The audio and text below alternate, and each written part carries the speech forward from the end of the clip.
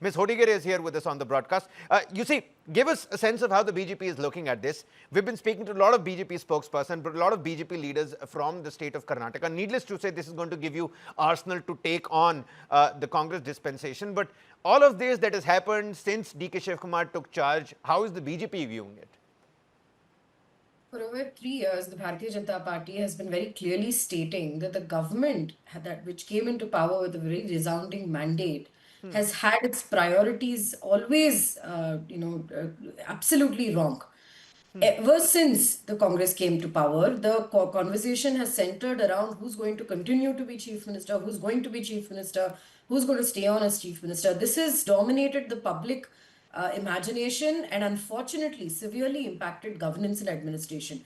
This is not just the Bharatiya Janata Party saying it, but administrators on ground, bureaucrats, it's become a common whisper. The Vidhan Saudas often, just before this new chief minister took charge, the Vidhan Sauda's very eerie lot of look of gloom was very apparent.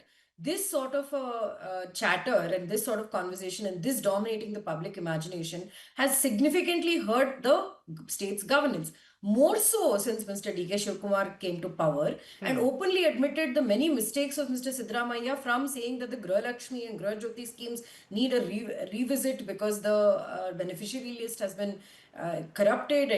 People who have dead and deceased have received money, from the fact that there are Bidadi farmers protesting actively against Mr. DK Shivkumar's AI city, to the very significant monsoon that has hurt farmers, and and flip side, a deficit monsoon that we are going to see. So there are very real issues happening on ground since Mr. DK Shivkumar took power.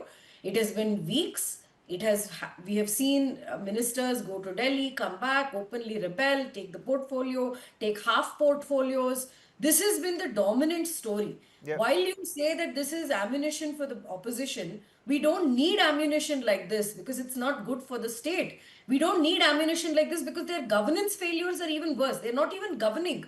When they govern, their governance failures are worse. The state is going into significant high debt, high revenue expenditure, low capital expenditure.